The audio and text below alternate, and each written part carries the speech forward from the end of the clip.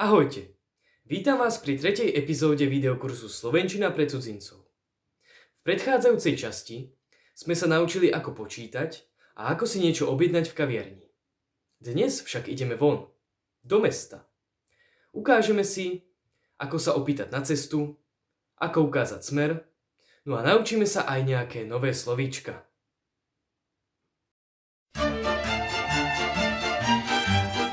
Ak sa niekoho pýtame na cestu, alebo mu ukazujeme smer, používame tieto základné frázy. Napríklad, kde je stanica? Dávajte si však pozor na výslovnosť. Slovo síce píšeme kde, ale pre ľahšiu výslovnosť ho čítame kde. V situácii, kde sa niekto pýta nás a my mu chceme ukázať smer, používame zasa ukazovacie zámená tam, aký objekt alebo miesto v diaľke, alebo tu, pokiaľ je vo vašej blízkosti. Ak však smer nepoznáme, odpovieme proste neviem.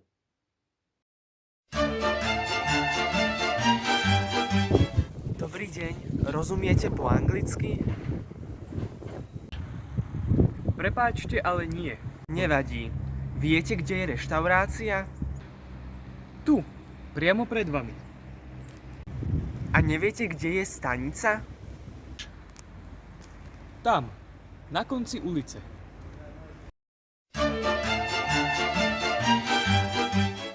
Teraz si ukážeme pár slov, dôležitých pre pohyb a orientáciu v meste.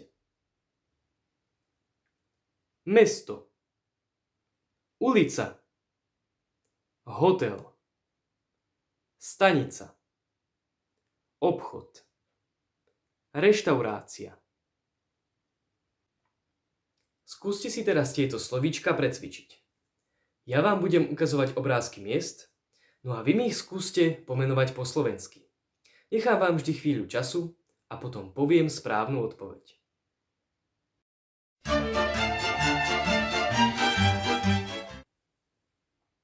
Mesto. Ulica. Hotel.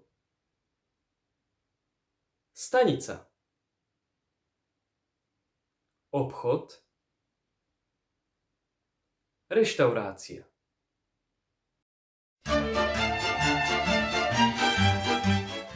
No a s využitím nových slovíčok vám teraz ukážem niekoľko základných fráz, potrebných pre pohyb v meste. Idem do hotela. Idem na stanicu. Som v meste.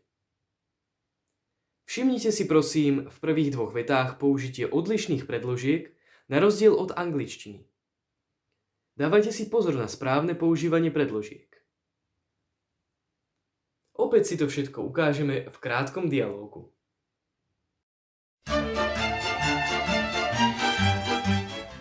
Áno, už som v Bratislave.